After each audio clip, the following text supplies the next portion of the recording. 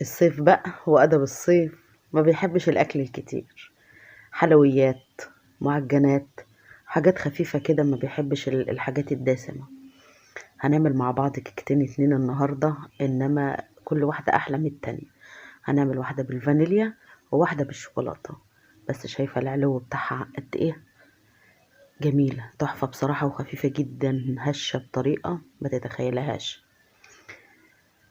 هنعملهم مع بعض وبطريقة سهلة جدا جدا جدا، وبمكونات كلها ان شاء الله موجودة من بيتنا. شايفة اللي بالشوكولاتة عاملة ازاي؟ لعشاق الشوكولاتة بقى، وكمان يبقى عليها صوص شوكولاتة كده، ايه خيال، حاجة كده تحفة. للناس اللي هي بتعشق الشوكولاتة طبعا، مش الناس اللي بتحبش الشوكولاتة. يلا بقى نشوف هنعملهم ازاي، ونسمي الله ونبدأ. السلام عليكم، انا اماني طاهر ودي قناتي. هنسمي الله ونبدأ. بسم الله الرحمن الرحيم. معايا كوبايتين حليب، كوباية زيت، انا هعمل الاتنين على بعض. 4 بيضات، مش هعملهم الا بال4 بيضات بس. 4 كوبايات دقيق منخولين كويس جدا. 3 معالق كاكاو.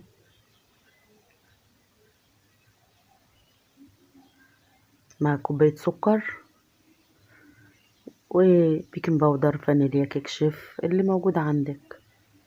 طبعا حابة تبقى مسكرة اكتر من كده هتحطي 1.5 كوباية سكر، لكن احنا بنحبها عادبة شوية. في شفشق الخلاط او بالمضرب اليدوي، مضرب الكهرباء، اي حاجة. هنحط ال4 بيضات، وهننزل بالسكر، وهننزل بالزيت، وهنضربهم في الخلاط ضربة بنت حلال كده، ضربة مبرحة. طبعا ما ننساش الفانيليا مع البيض وهو بينضرب.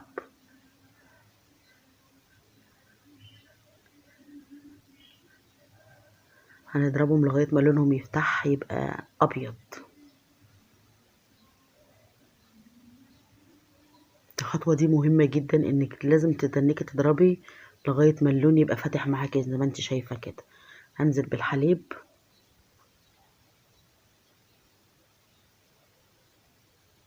وما ننساش ذرة الملح الصغيرة. انا نزلت بالكوبايتين الاتنين حليب، لان احنا زي ما اتفقنا هعمل الاتنين مع بعض. وعلبة زبادي بقى عشان تخليها ايه، طرية كده. وهضربهم كويس جدا تاني.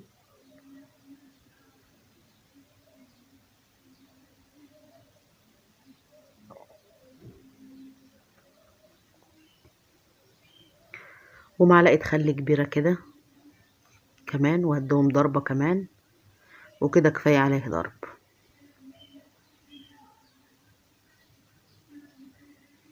ضربناه بما فيه الكفاية، كفاية كده عليه ضرب. هبدأ بقى اجيب بولتين اتنين، واقسم الخليط ده بالكوباية، الكوباية اللي انا كنت بعاير بها كل حاجة هقسمه لقسمين اتنين. هاخد هو جاي معايا 5 كوبايات. هحط 1.5 كوباية في بولة، و1.5 كوباية في بولة زي ما احنا اتفقنا، علشان صينية هتبقى سادة بيضة، وصينية هتبقى بالشوكولاتة. 1.5 كوباية و1.5 كوباية، الاتنين في بولتين اتنين. انا نخلة الدقيق كويس جدا، وهنخله كمان مرة وانا بنزل بيها على الخليط. ده خطوة مهمة جدا. وننزل بيه نص كوباية بنص كوباية، ما تنزليش بيه دفعة واحدة، تنزلي نص كوباية. وادي الكيس الكيك شيف او البيكنج باودر، وذرة الملح الصغننة اللي خالص ما بين ايديكي كده. وهنقلب لغاية ما الدقيق يختفي، وبعدين نرجع نحط النص كوباية التانية.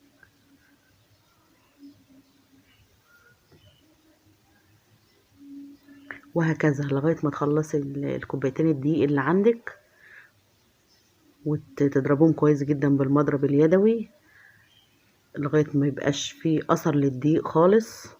تحس ان الخليط معاكي بقى ناعم كده وانسيابي، يبقى كده خلاص اصبح معاكي جاهز زي ما انت شايفة كده.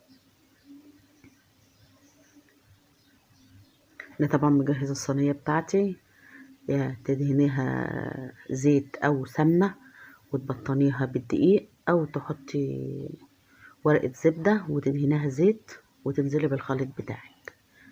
وهسيب ديت على ما اخلص الخليط التاني اللي هو بالشوكولاتة. شلت 3 معالق دقيق من الكوبايتين، وحطيت بدلهم ال3 معالق كاكاو، ونخلت معاهم الكيس البيكنج باودر او الكيك شيف، مفيش اي مشكلة. ونزلت بالدقيق. من حشت اهوت الدقيق وحطيت الشوكولاتة، الكاكاو كاكاو خام، ونزلت بذرة الملح وقلبت لغاية ما الدقيق والكاكاو اختفى خالص، ما عادش اثر للدقيق. وبسم الله ما شاء الله اصبح بردك الخليط بتاعنا جاهز.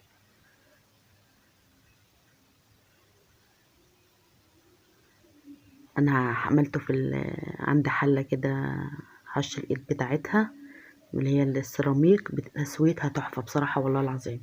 انا من يوم ما جربت الكيك في الحلل بتاع السيراميك دي وانا بعمله على طول. يعني اللي انا عاملاها بالشوكولاتة في الحلة بتاع السيراميك اعلى من البيضة. شايفين هتدخل على فرن 180 مولع مسبقا لحد ما تبدأي تعملي الخطوات بتاعة الكيكة. تولعي الفرن على درجة حرارة 180 وتقفليه وتسيبيه. هتحطهم في الرف الأوسط. خدت معايا بالظبط 40 دقيقة. هتختبريها طبعا بالخلة أو بطرف السكينة الموجود، وتسيبيها في الفرن شوية عشان لما بتطلعها على طول بتهبط. تسيبيها في الفرن لغاية ما تاخد درجة حرارة الجو من بره. ده الناس اللي بتشتكي ان هي ما بعد ما بتعمل الكيك بيهبط منها، بيهبط منك عشان انت بتشيليه من الفرن على طول تطلعيه بتديله صدمة بيقوم رايح هبطان. لكن انت سيبيه في الفرن لغاية ما ياخد درجة حرارة الجو اللي بره، كده ما عمره ما هيهبط منك. هو دي اهوت فتحناها مع بعض اهي. تحفة بصراحة، جميلة جدا وخفيفة جدا جدا جدا. وممكن تعملي منها تورتات، هتتقسم 3 أو 4. هنعمل مع بعض ان شاء الله منها تورت بالشوكولاتة وتورت بالفانيليا. العجينة تحفة تحفة بصراحة والله. والكيك خفيفة جدا جدا وهشة بطريقة ما تتخيلهاش. لو اتبعت الطريقة ديت ان شاء الله الكيكة مش هتفشل وياكي خالص، وهتبقى ناجحة جدا وياكي. ودي الطريقة انت شايفاها اهيت. والكيكة عاملة ايه بصراحة تحفة. وبألف هنا لكل اللي ياكل. وما تنسيش بقى اذا كنت وصلت معايا لغاية هنا تشتركي معايا في القناة وتفعلي الجرس عشان يوصلك كل جديد انا انزله. والفيديو ده اذا كان عجبك اعملي لي لايك له. والسلام عليكم ورحمة الله وبركاته.